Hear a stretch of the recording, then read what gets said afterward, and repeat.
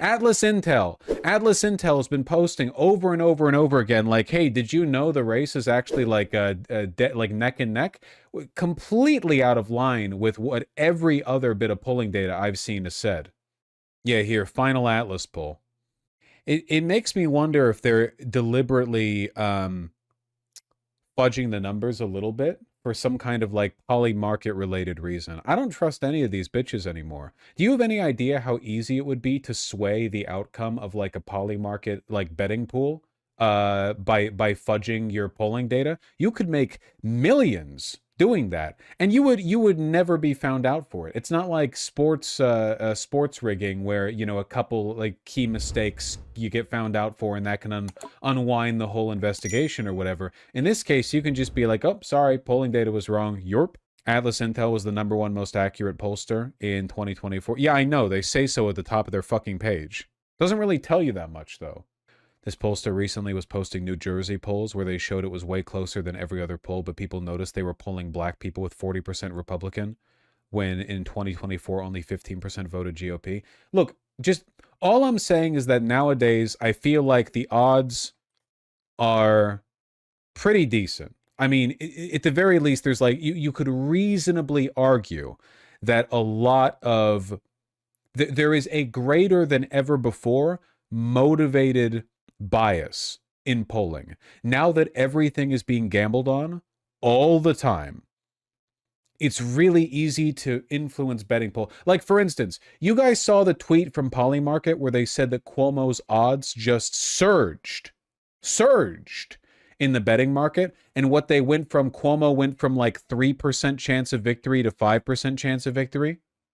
Now, to me, what that says is that the poly market is deliberately ginning up competition to get more people to push for Cuomo to try to fatten the pot all around, you know? That's my thought there. My thought is like, this is like, what, listen, poly market is a business. The only reason they would ever do anything is if they think they're going to make more money from it.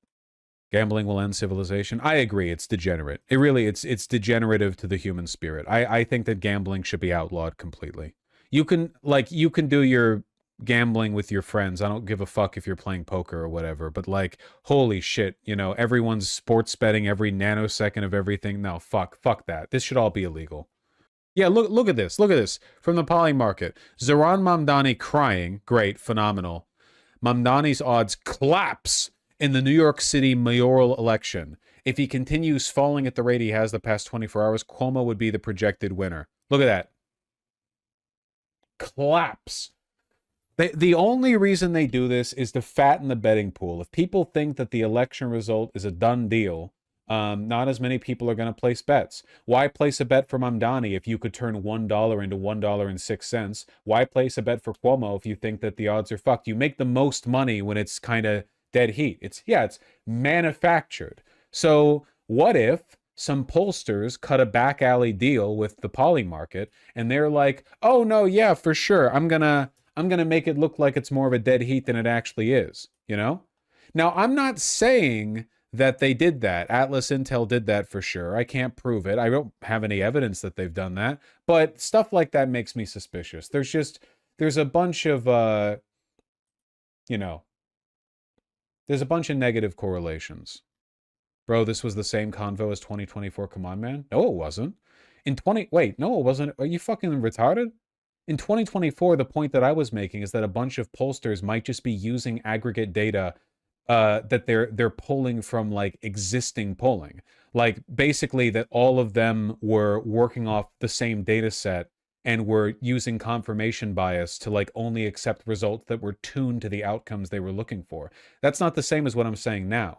Now I'm saying that there's a bias, not even one that might be present here, just generally a bias. Hold on, you're for a shade again. Why is it every fucking time I notice you, it's because you're being disagreeable? Listen, I'm going to be real with you. I remember your name too well for you to be posting like this all the time, okay? And I'm being real here, okay? You have a personality problem. You're unlikable, at least as you present yourself here. There's something about the way you conduct yourself that agitates me. And this is your problem, okay? It's your fault. It's not my fault. I'm an excellent judge of character. You have to stop being like, you're wrong about this. Cope. Who cope posts? You know, cope posting makes you insufferable, right? It's just not a good, it's not a good archetype of guy.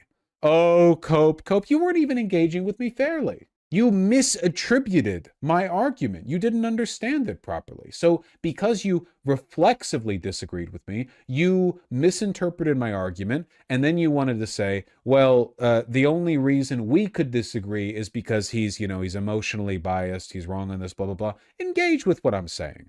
Vaush once again arguing with the 12-year-old in chat. No. I reject this, okay? I grew as a person because as a young man, at times, people around me called me out when I was being insufferable.